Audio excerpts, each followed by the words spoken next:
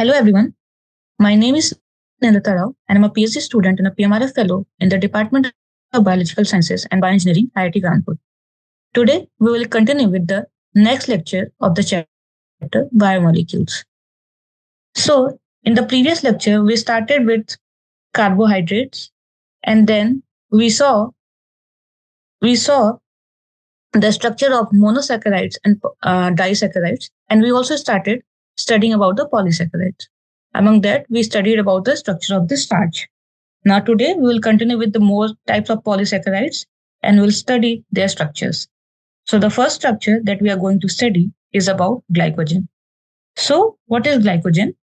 The glycogen is the polymer of alpha D glucose. So glycogen is a polymer of alpha D glucose, and because it consists of only one type of monomer, it is homopolysaccharide because it has only one type of monomeric unit, that is alpha D glucose. Secondly, what are the linkages or glycosidic bonds present in the glycogen? So the linkages that are present in glycogen are alpha 1,4 and alpha 1,6 glycosidic bonds. So these are alpha 1,4 and alpha 1,6 glycosidic bonds. Now, if you remember, the starch that we studied in the last class also consists of this alpha D glucose as a monomeric unit, and it also have this alpha 1,4 and alpha 1,6 glycosidic bonds. So what's the difference between the starch and glycogen? So the first difference is that glycogen is more branched. It is more branched than starch. And because of this reason, it resembles amylopectin. It resembles amylopectin. So, what is amylopectin? So, in the starch, we study that it comprises of two components, the amylase and then the amylopectin. So, this is the amylopectin was the branched part. So, here the glycogen, because it is more branched, it resembles more of the amylopectin. If you look at the structure of the glycogen, so this is how a glycogen looks like. So here, this each unit is what? This is alpha D glucose, and they are linked together. So they have this linkage of alpha 1,4 glycosidic linkage, and where there is branching, the linkage is alpha 1,6 glycosidic linkage. Right. So now, what's the function of the glycogen? So the function of the glycogen, so it is present, glycogen is present only in animals. So the first thing is, you can write that these are present in animals. Okay. And the function is they have storage role. So they have storage role. They have storage role in animals. Okay. Now, so the structure I've just shown here, if I zoom in, this will look something like this, right? So this will be your glycosidic linkage and this will be your structure, right? And it will continue, the chain will continue in the both sides for n times, right?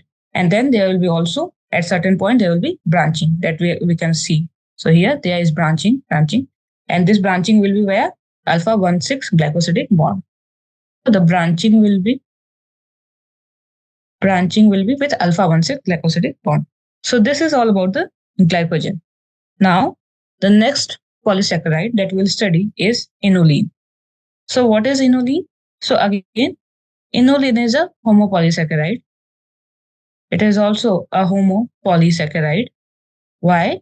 Because the inulin, it is polymer of only one type of monomers, that is beta D fructose. So it is a polymer of beta D fructose.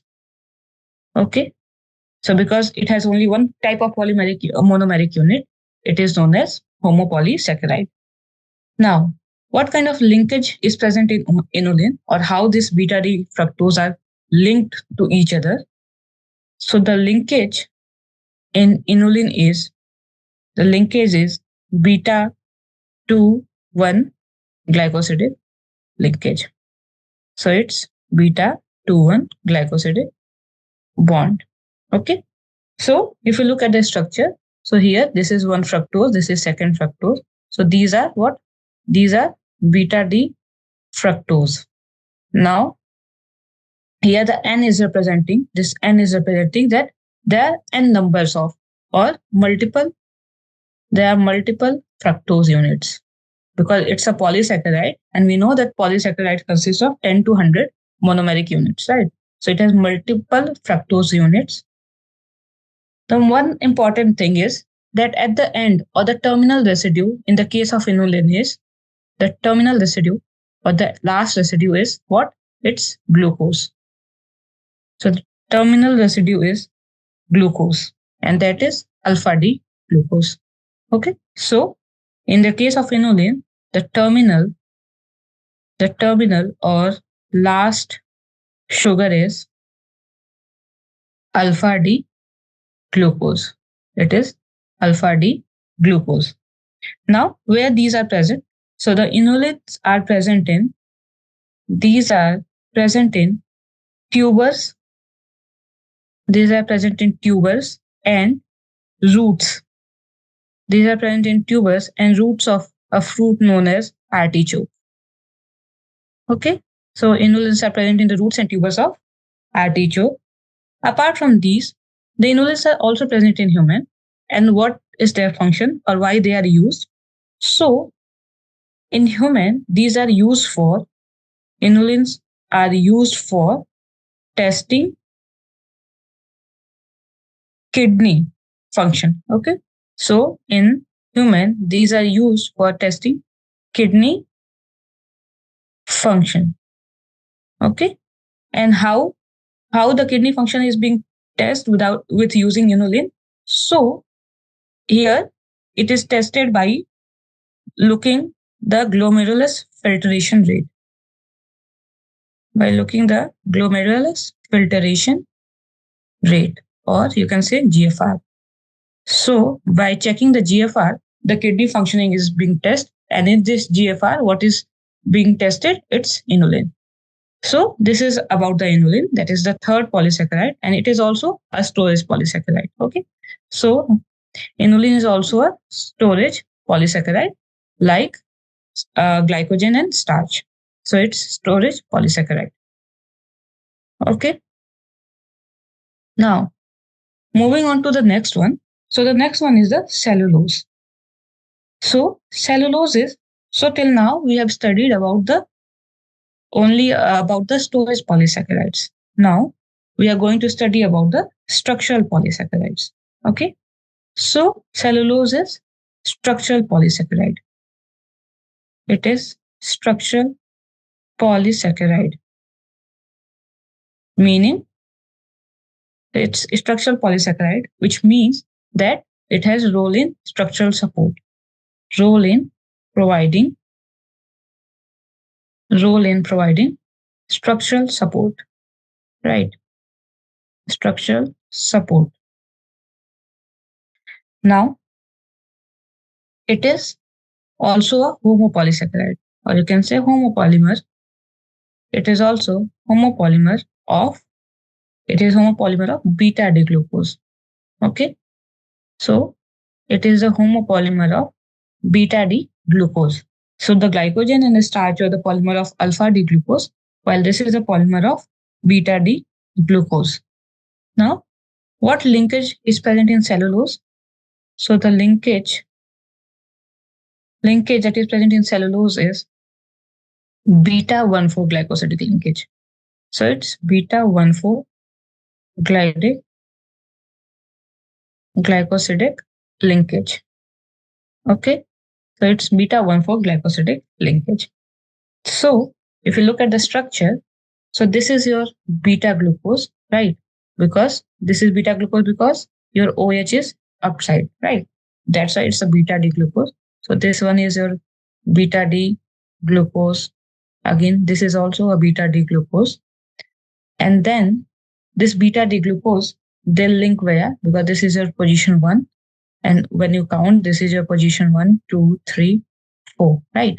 5, 5 and 6. So the linkage is between 1, and this one is fourth. This one is fourth. So this linkage is what? Beta 1,4 linkage. And here this N is representing that there are multiple number of this beta D glucose that are linked where in the same similar pattern, right? So this is how a cellulose structure looks like. And this is what? This is linear. Cellulose is linear. It is linear structure, right? The starch and glycogen that was branched, but this is the linear structure. Now, the important thing is that this cellulose, it cannot be digested by enzymes, human enzymes. Okay. So the cellulose, the enzymes that we produce, it cannot be digested by those enzymes. So cellulose cannot be digested by human enzymes. Human enzymes like amylase. So if you remember, the amylase is used to digest starch, right? And the only difference between the starch and the cellulose is the starch is made up of alpha D glucose, while the cellulose is made up of beta D glucose. Still, none of the human enzymes, including amylase, can digest the cellulose. So, what's the reason? Because the glucose, if you see, the structure is almost similar, except for the fact that at one position, the OH is located upward, that is in case of beta D glucose, while in the another case, it's alpha D glucose, that is in the starch, and the OH is located downward. So, what makes this difference? That this cellulose cannot be digested by the human enzymes, while the starch can.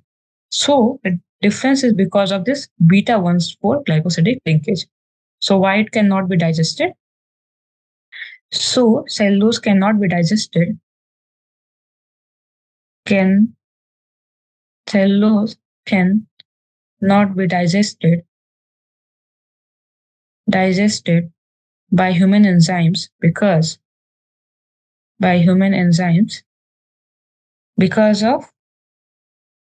beta 1,4 linkage. Beta 1,4 linkage. So this type of linkage that is making such a big difference. If it's alpha 1,4 linkage, it can be digested by human enzymes. But if it is beta 1,4 linkage, it cannot be digested. Okay. Now the question is then how it can be digested. So this is digested by another enzyme that is not present in the human. So digested by cellulases. So cellulose is digested by cellulases. Okay. But this enzyme is not present in the human. Now, where cellulose are present? So it is a major component of the plant cell wall. So when we were studying about the cell wall, we saw that cellulose is the major component of plant cell wall. Okay, it is a major component of plant cell wall. And apart from this, it is also present in cotton, wool, pulp. Okay. So this is about the cellulose, and we saw what is the difference between the cellulose and starch and why cellulose cannot be digested by human enzymes and starch can be. Okay. Now next we'll study about another structural polysaccharide, that is chitin. So chitin is structural. It is also a structural polysaccharide. Okay. It is also a structural polysaccharide. Now, it is the homopolysaccharide because again, it consists of only one kind of monomeric unit. Hence, it is a homopolysaccharide of N-acetyl glucosamine. N-acetyl glucosamine. Now, the question is, what is N-acetyl glucosamine? So, it is also a kind of sugar moiety. Okay. So, It is derived from glucose. So firstly, let's draw the structure of glucose. So how does glucose looks like? So the glucose looks something like this, right? It has here CS2OH, and then it's from the beta N-acetyl glucosamine. So OH will be here, H. Okay. So this will be your OH, this will be your OH, this will be your OH, right? And this is the structure of glucose, right? Now, in this glucose, if you if you remove this OH, okay, if you remove this OH and replace it with another group, that is NHCOCS3, then this becomes your N-acetyl glucosamine. So at, because this is first position, this is second, third, fourth, fifth, and sixth. So at second position, if you remove or replace the OH via this NHCOCS3, then it becomes N-acetyl glucosamine, or it is also called as NAG. Okay, so this is the structure of N-acetyl glucosamine that is derived from glucose. Now, what kind of linkage is present in this chitin structure? So it is beta 1,4 linkage. So it consists of beta 1,4 linkage. Okay. And where so if you look at the structure of the chitin, so this is the typical structure. Here each unit is what? NAG. So this is NAG, this is NAG, and then they are linked via this. You can see. So this is your first position, this is your second position. Similarly here, this is your first, second, third, fourth, fifth, and sixth. Sorry, the sixth position. So here, what you are seeing, that first position and fourth positions OH are participating in the linkage, and hence this linkage is what? Beta 1,4 linkage, right? Beta 1,4 linkage. And here this N is representing that there will be multiple units of this on the both sides. Okay. So this consists of beta 1,4 linkage, and this is a structure that is what? Linear. Again, chitin is of linear structure. Now, where this chitin is present? So chitin is present, it is present in the cell wall. It is present in the cell wall of fungi. So it is present in this, it is a component of the cell wall of the fungi. And apart from fungi, it is also present in the arthropods. Okay. So the outer covering of arthropods, that is mostly comprised of insects, right?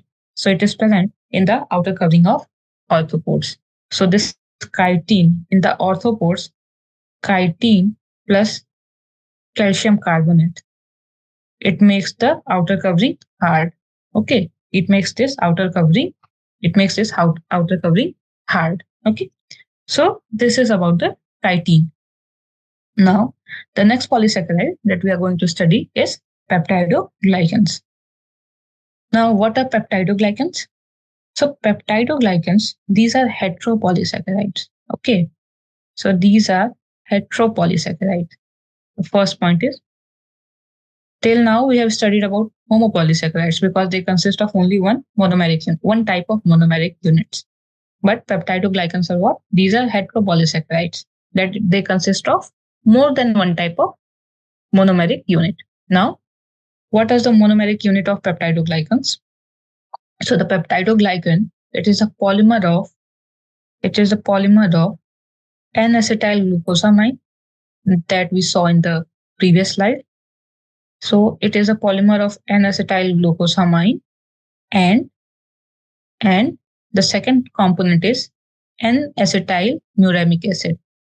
The second component is N-acetyl muramic acid. So we saw N-acetyl glucosamine, this is called as NAG, right? And N-acetyl muramic acid, it is called as NAM. So it is a polymer of N-acetyl glucosamine and N-acetyl muramic acid. Now, we have seen the structure of N-acetyl glucosamine. Now let's see how does N-acetyl muramic acid is, how it looks. Okay. So again, first let's draw. It is derived from, or you can say, extension of N-acetyl glucosamine.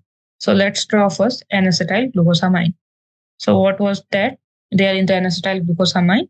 So it has NHCO CS3 at second position, right? So this is your first position, this is your second, this is your third, fourth, fifth, and here it's sixth position, right? So here at second position, we have NHCOCH3 that makes it N-acetyl glucosamine. Now, in order to make N-acetyl muramic acid, what you'll have to do here, we have O, right? So this O, when it is linked by this muramic acid, then it becomes N-acetyl muramic acid, and the rest will be same, right? The rest will be same.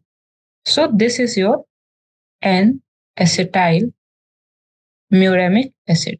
So first you have to draw N-acetyl glucosamine by replacing the OH of the glucose at second position with NHCOCH3, and then at the third position you have to replace the H with muramic acid, that is what, CH3CHCOOH, and that makes it N-acetyl muramic acid.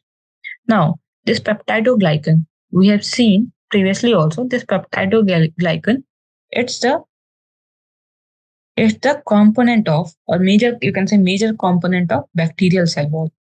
So peptidoglycans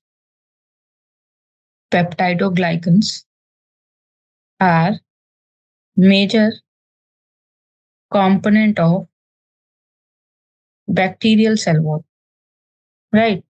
Bacterial cell wall. And how they are present in the bacterial cell wall? This is the structure. So here, this is G, this is M. So G is representing what? It is representing NAG, or N-acetyl glucosamine. The M is representing NAM, that is N-acetyl muramic acid. Okay. And now this NAG and NAM, they are connected via this. And on the NAM, we have this chain of, this chain is what? This is chain. This chain is a chain of amino acids. Chain of amino acids. And this amino acids helps in what? Cross-linking. Okay. And this is how the bacterial cell wall structure looks like.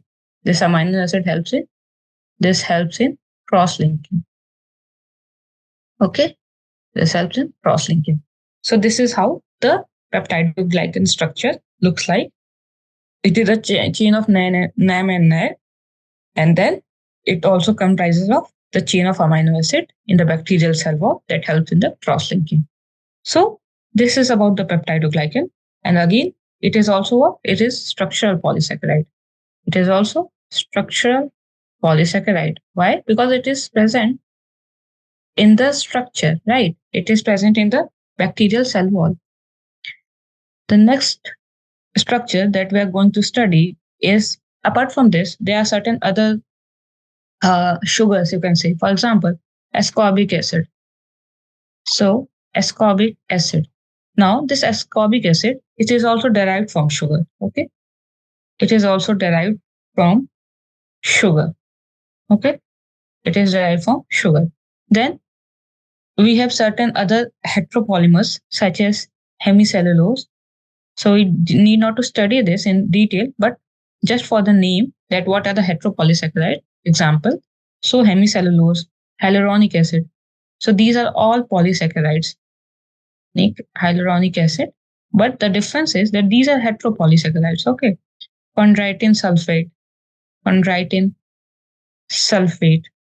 So these are what? These are heteropolysaccharides. Okay. These are heteropolysaccharides. Now, apart from this polysaccharides, let's study the last polysaccharide, that is mucopolysaccharides. Okay. So what are mucopolysaccharides? So mucopolysaccharides are, these are the polymers of modified sugars. Okay. These are the polymers of modified sugars like NAG and NAM. Because NAG and NAM are what? They are also modified sugar, right? They are generated or produced by modifying the sugar such as glucose. Okay. So mucopolysaccharides are also the polymers of modified sugar like NAG, NAM, etc. Okay, NAG, NAM, etc. And if we talk about the example of mucopolysaccharides, so the examples are, the first example is glycocalyx. Okay, the first example is glycocalyx, and where the glycocalyx is present. So it is the outermost layer of bacterial cell wall, right? So the glycocalyx, it is the outermost layer of bacterial cell wall. Bacterial cell wall. Okay. Then apart from glycocalyx, we have also mucilage that is present onto the surface of cyanobacteria. Okay. So the outer mucilage in the case of cyanobacteria, in cyanobacteria. So these are the examples of mucopolysaccharides. Okay. So with this, we have completed another biomolecule, that is polysaccharide. So till now, we have completed what? We have completed proteins and carbohydrates. And in proteins, we saw amino acids, enzymes, and structure of proteins. And then we have also completed carbohydrates. Now, we are going to move to the next next biomolecule, and that is the next biomolecule, and that is lipids. Okay. So, what are lipids? So, let's see. We have studied this term. We have often heard this term that in the food it has a lot of lipid, or you can say a lot of fat. So now let's see what are lipids. So just like protein and carbohydrates, lipids are also organic compounds, right? Because these are biomolecules, and we saw the definition of biomolecules. Biomolecules are what? These are organic compounds. So lipids are also organic compounds. So these are organic compounds. And if these are organic compounds, then it contains, so these are organic compounds that contain what? Carbon, hydrogen, oxygen. So these are three mandatory things that will be present in a organic compound, right? But apart from these, based on the type, the lipids can also consist of what? Phosphorus, nitrogen, etc. Okay. So these are the main compounds, and these are the compounds or elements. Sorry, these are CHO are the main elements, and then based on the type, it can also consist of different other elements such as phosphorus, nitrogen, etc. Okay. Now, lipids. If we talk about the features of lipids, so the lipids are insoluble in water. Lipids are insoluble in water. Okay. Now they are insoluble in water. So in what the lipids can be dissolved? So lipids, these are soluble in, lipids are soluble in non-polar solvents. Okay. These are soluble in non-polar solvents. Okay. They are soluble in non-polar solvents. Now, if we talk about general formula of lipid, so the general formula of lipid is CN. Sorry. That's so the general formula will be CnH2O, just like what we saw in the case of carbohydrate. So it will CN H2N O2. So the only difference is here the number of oxygen molecule is fixed. Okay. So number of oxygen is fixed. It will be what? That is 2. Okay. So it is fixed. Apart from this, it has CnH2n. Okay. So that is, if there is n number of, or there is 5 number of carbon, then the hydrogen will be 10, but oxygen will be 2. Okay. Now, what the lipids are made up of? So lipids are made up of two components. The first one is glycerol, and the second is fatty acids. Okay. So lipids are made up of glycerol and fatty acids. And how we can digest or hydrolyze lipid? So lipids are lipids are hydrolyzed. These are hydrolyzed by enzyme called as lipases. Okay, so it is hydrolyzed by the enzyme that is called as lipases. So lipase, so when it will hydrolyze the lipid, the what components you will get? You will get glycerol and fatty acids. Okay, so this is the about the introduction of the lipid. Now, next thing that we are going to study is fat. So the people often gets confused between the term lipid and fat. And we always use these terms together that lipid is fat, fat is lipid. But is it really true? So fat, we can say, yeah, fat is lipid, but we cannot say that all lipids are fat. Okay. So what is fat? Fat is a subgroup of lipid. Okay. Fat is subgroup of lipid. Okay. Which means that all lipids are not fat. Okay. So fat is subgroup of lipid. Okay. So lipid is a broad, broad category. This is your lipid. And here somewhere you have a small category that is your fat. Okay. Now, then what will be the structure of the fat? So remember, I told that the lipid comprises of glycerol and fatty acids, right? So here you have glycerol structure that looks something like this: CS2OH, CHOH, and CS2OH. Right? This is a fat. Sorry, glycerol. This is a what? Glycerol. Now your fatty acids. You have fatty acid. We will see in the next slide how fatty acid look like. But if the structure forms something like that, this this is fatty acid that I am representing by Fa. Okay, CS2O, sorry, CHOFA and CS2OFA, which means that all three H, this H is replaced by the fatty acid. Then this structure will become fat. Okay, this will be called as fat. So, what is fat? Fat is when all the three hydrogens, when all the three hydrogens of hydroxyl group of hydroxyl group is replaced by fatty acid, is replaced by fatty acid, then it will be called as fat. Okay, so fat is when all the three H of the hydroxyl group is replaced by the fatty acid, then that will be called as fat. Okay, so the fat will look something like this. Now, what are the role or function of fat? Because we often say that we should not take a high fat diet, right? But is it like the fat is always bad?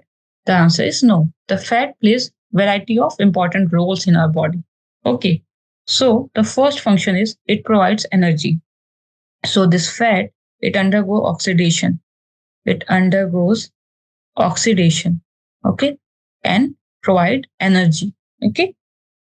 Secondly, it keeps the body warm. So it acts as an insulator to heat. So it does not allow the heat from inside the body to go outside. Okay, so it acts as an insulator and hence it keeps the body warm. So thirdly, it protects the internal organs. So it also acts as a shock absorber. Okay, it also acts as a shock absorber, and by this way it protects the internal organs. Fourth, it also helps body to absorb vitamins. So there are different types of vitamins. So, but this four vitamins, that is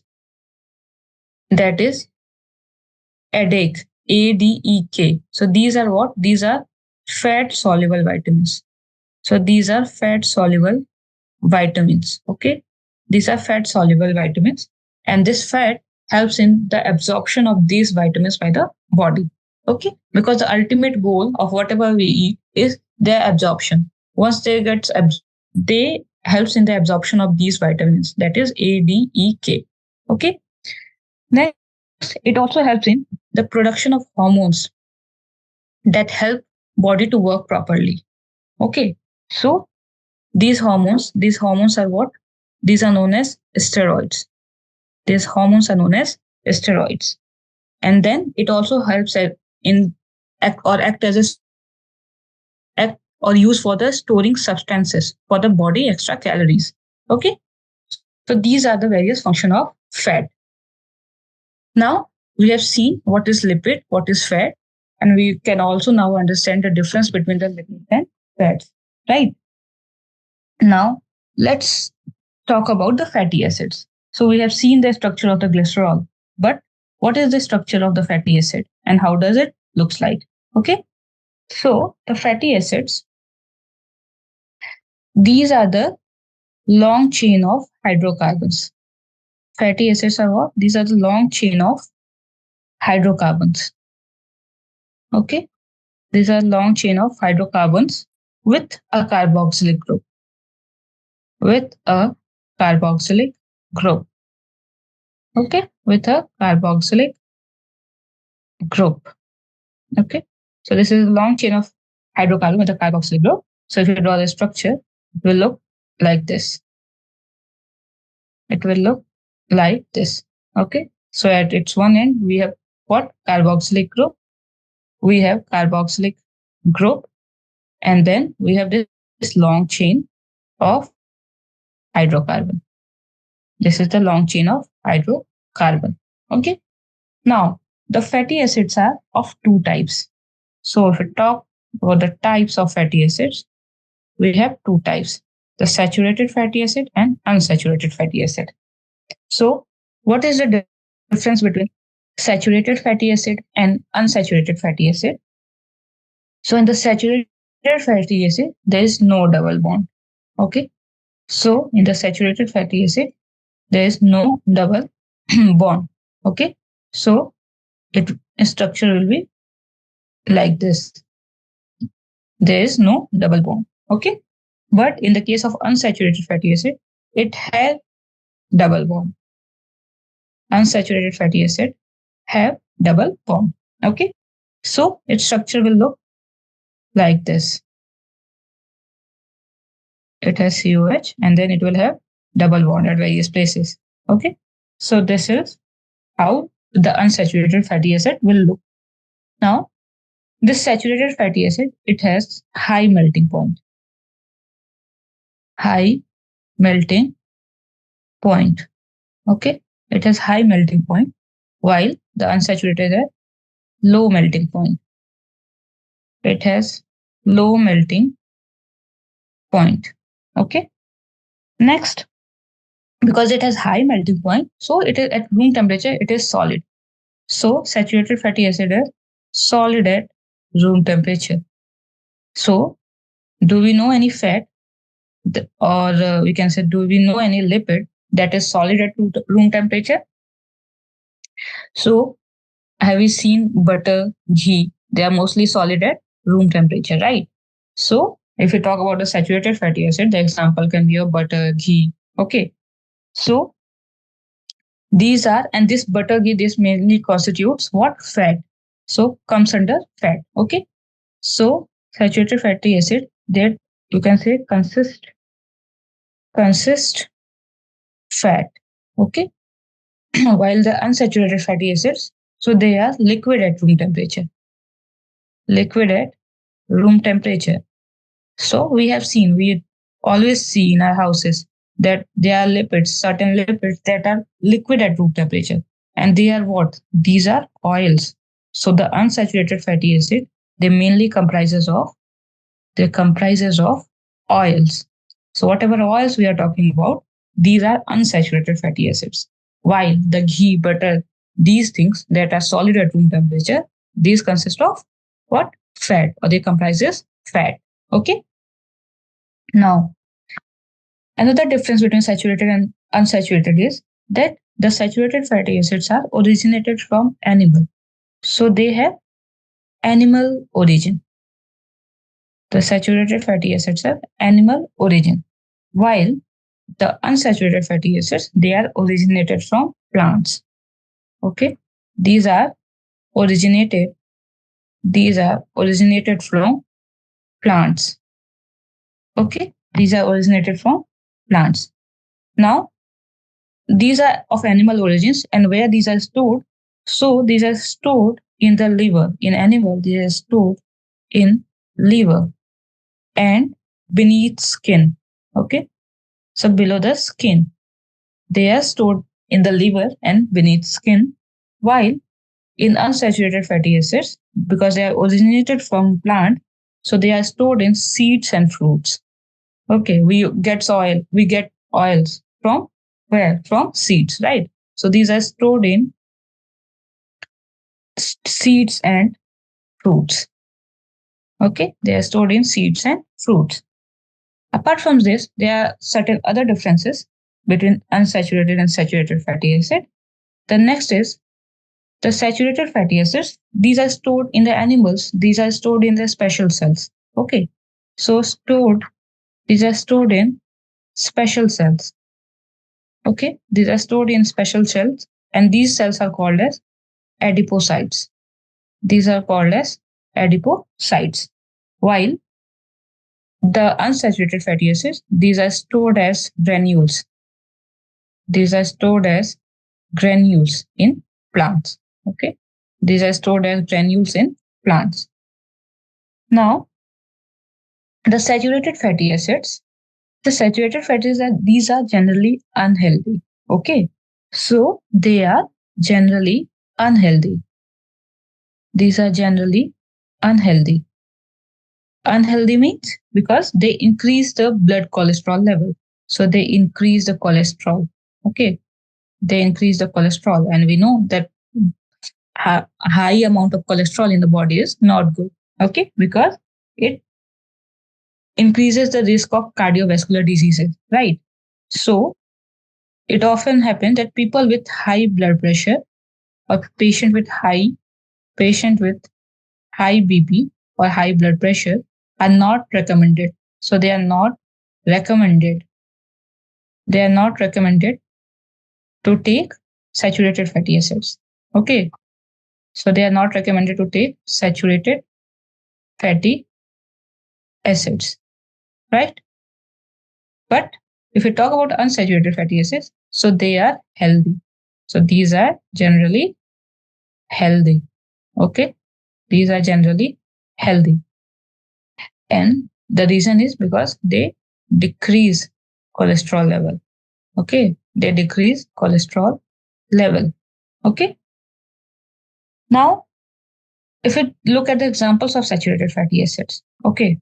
So there are various examples of saturated fatty acids based on the number of carbon molecules it has, based on number of carbon, molecules it has. But we have to just remember two. Okay.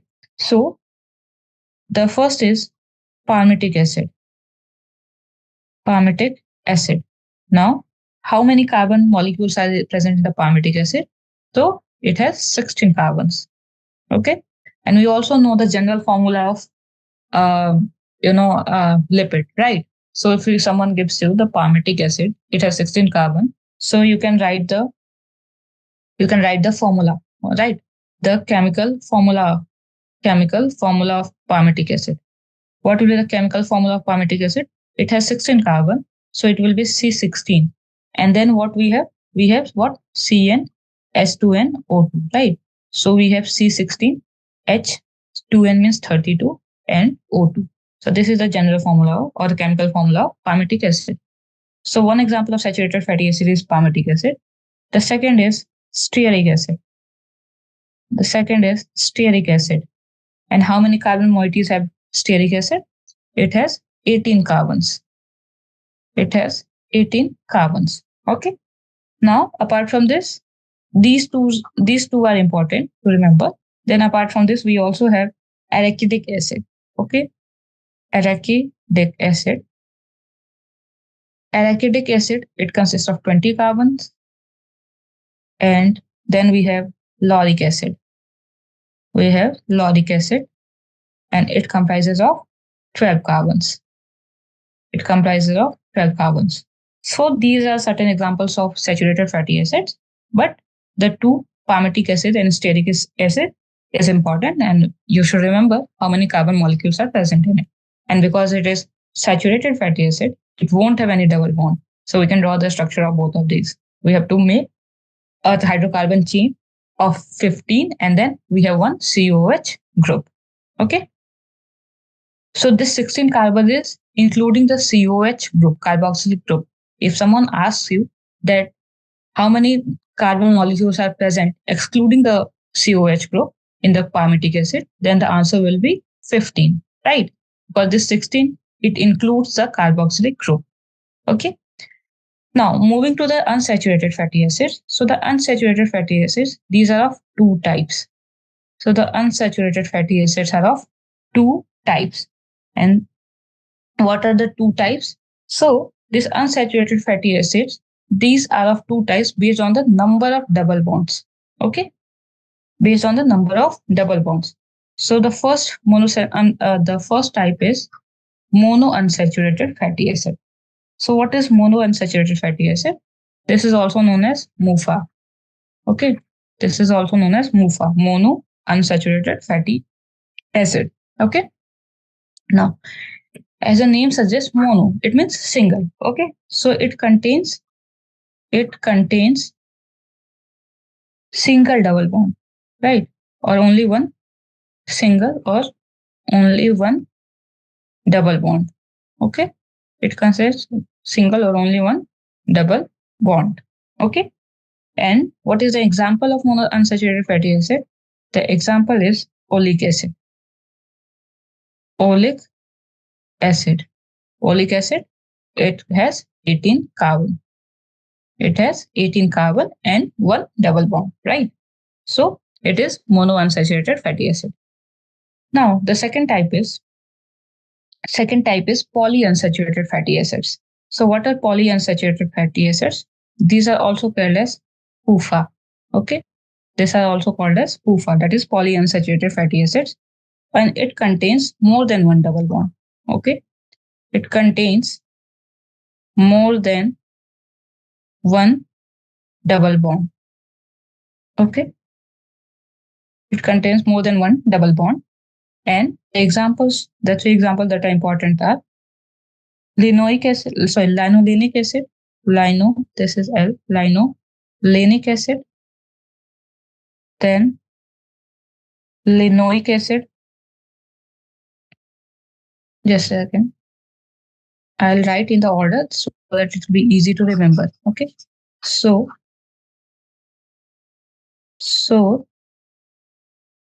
the first is linoic acid. Okay. The first is linoic acid. Second is linolenic acid. Linolenic acid. And the third is arachidonic acid. Arachidonic acid. Okay. So sorry, it's linolic. It's linolic acid. Okay. Linolenic, and arachidonic acid. Okay. The first one is linolic acid. Okay. So it's linolic acid. Okay. Linolic acid, linolenic acid, and arachidonic acid. Okay. So the linolenic acid, how many double bonds it has? It has two double bonds. Linolenic has three double bonds and arachidonic has four double bonds. So 2, 3, 4 is its number of double bonds. Okay. Its number of double bonds. So this linolenic and linolenic, it is of 18 carbon. Okay. So these two are of 18 carbon, while the arachidonic is of 20 carbon. Okay. It is of 20 carbon. Right. So this is the example of polyunsaturated fatty acid. The one important thing is that more the number of double bonds or more the degree of unsaturation. So more the number of double bonds. Double bonds means higher the degree of unsaturation, right? So the more the number of double bonds, healthier the fatty acid. Okay, healthier the, you can say, lipid. Healthier the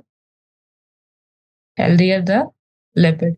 So it's good, or it will be better to take the polyunsaturated fatty acids that have high number of double bond. For example, arachidonic acid that is present in the almond. Okay.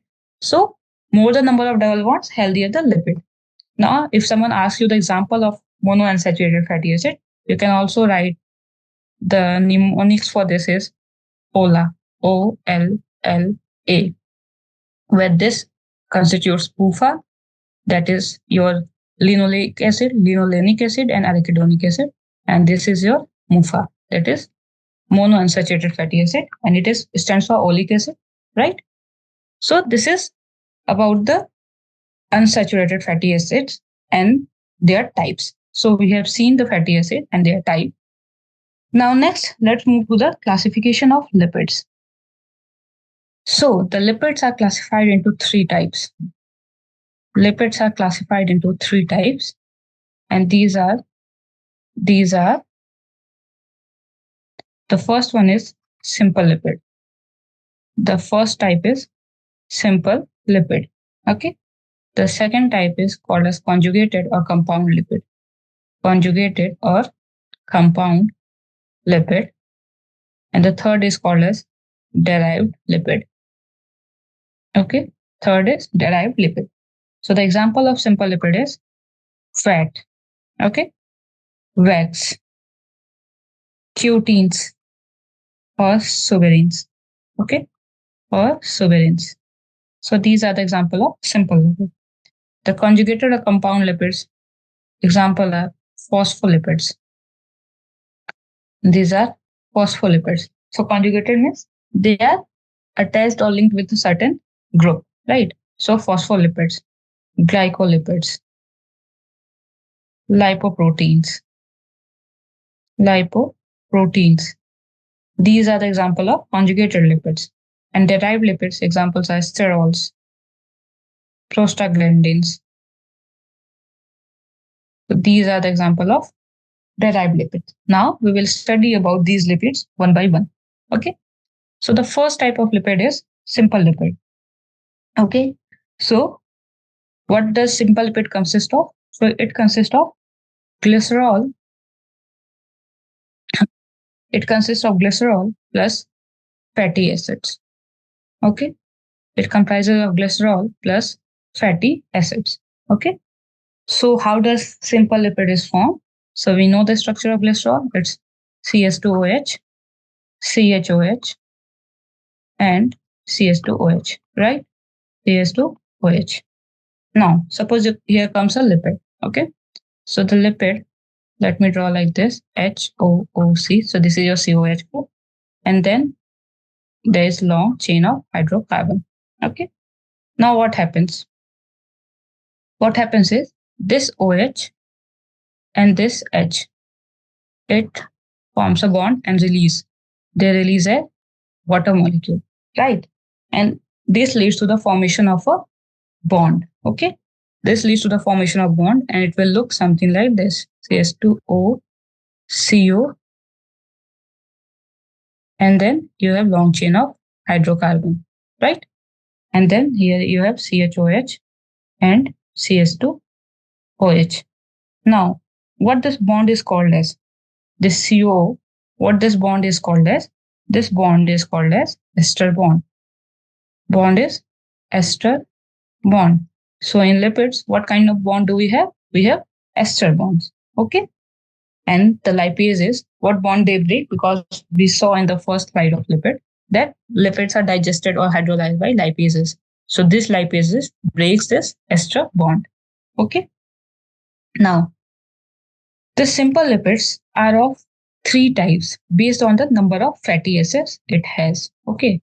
So the simple lipids, these are of three types based on the number of fatty acids it has. The first type is known as monoglycerides. The first type is known as monoglycerides. Now, what do we have monoglyceride? It contains one fatty acid. Okay, it contains only one fatty acid. Okay, it contains only one fatty acid. So it means that it is made up of what? It is made up of one glycerol, right? It is made up of one glycerol and one fatty acid. Fatty acid I am representing by F. Okay. And if we look at the structure will look like either this or what I draw or like this. Here you have first, second, third. This is your glycerol. And then this part is your fatty acid. Here this R is representing the chain of hydrocarbon. Okay. The R is representing the chain of hydrocarbon. So this is how the monoglycerides look like. Now the second type is diglyceride. Second is what? Second is diglyceride. So what is diglycerides? As the name suggests, it has two fatty acids. Okay. So diglyceride, it comprises of one glycerol. So the glycerol number will be same. One glycerol plus two fatty acids. Okay. And the structure, if you look at, the structure will look like this. So this is your glycerol. This is your glycerol. And the fatty acids, this is your first fatty acid and this is your second fatty acid. Again, this R1 and R2, the R1 and R2, they are representing chain of hydrocarbon. Right? They are representing chain of hydrocarbons. Okay. So this is basically the red one is what? Your fatty acid, and this black one is glycerol. Now the third type is triglyceride. The third type is triglycerides. Now what are triglycerides? So the triglycerides, it consists of one glycerol. Again, the glycerol number is same, right? So it comprises of one glycerol plus three fatty acids. It comprises of one glycerol plus three fatty acids, and the structure looks something like this. So again, this is your glycerol. The black one represents the glycerol, and the red one represents the fatty acids. It is representing fatty acids. Now, this glycerol or this structure is known as true fat, or the fat that I was talking about. So, if someone asks that what are fat? So, fats are what? These are triglycerides, because in this case, each of this H of the OH group of glycerol is substituted by fatty acid. Okay, and this is called as true fat. And what are fats? Fats are triglycerides. Fats are triglycerides, right? Fats are triglycerides. So this is about the simple lipids. Okay. Now the next that we'll study is conjugated lipid, or we can also say it as compound lipids. Okay. So what are conjugated lipids? Conjugated lipids are fatty acids. These are comprises of fatty acids plus glycerol plus an additional group. Okay. So it also comprises of additional group. So this is a conjugated lipid. Okay. Now, the examples of conjugated lipid we saw. So the first example is phospholipids. Example of conjugated lipids are, the first example is phospholipids. Now, phospholipids, these are present where? So, phospholipids are present in cell membrane, right? Phospholipids are present in cell membrane. So, the majority or the major component of a cell membrane is phospholipid. Now, what is phospholipids? Okay, if you look at the structure, if you talk about the structure, what are phospholipids? So the phospholipid, it comprises of diglyceride. It comprises of diglyceride plus phosphate. The additional group that I was talking about is phosphate. Okay, so let's draw the structure. So we just in the previous slide we saw that how does a diglyceride look like. So the diglyceride have CS2O, CO, and R1 plus CHO, CO, R2, right? And then the third will be your CH2, CS2O. Okay, here H. but here you will have H. So this makes your diglyceride. Sorry, di. It makes your diglyceride, right? It will make your diglyceride.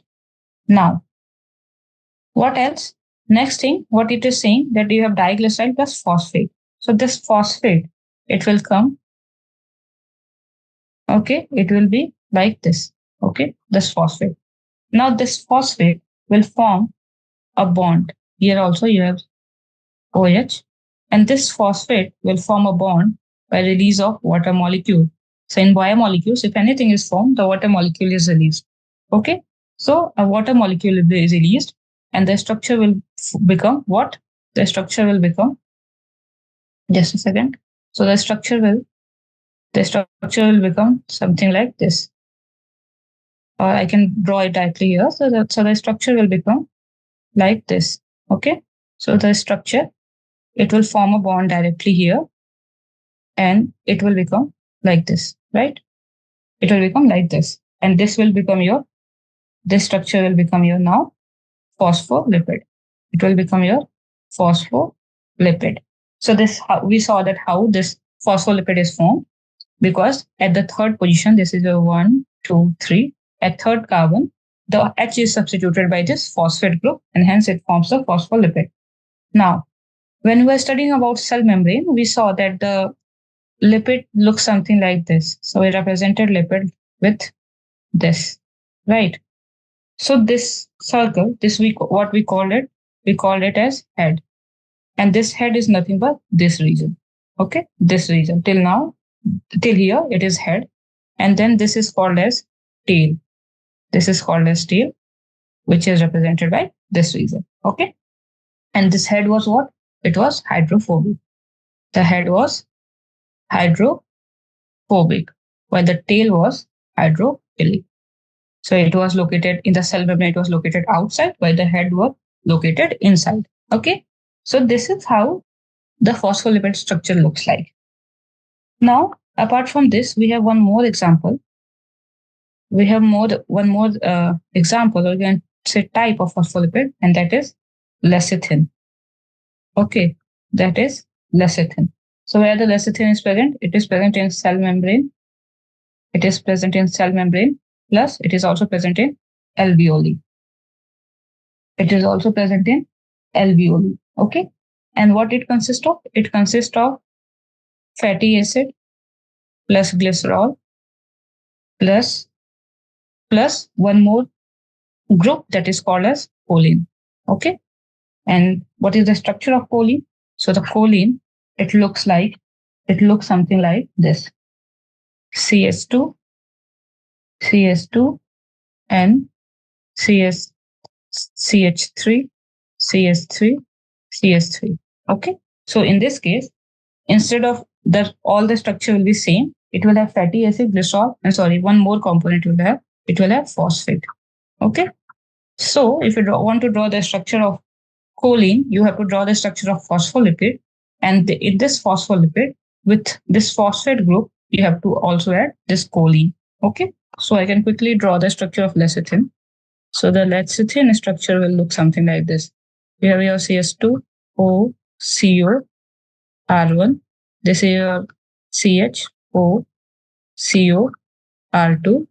Then you have your CS2, O. This is your phosphate, O, OH.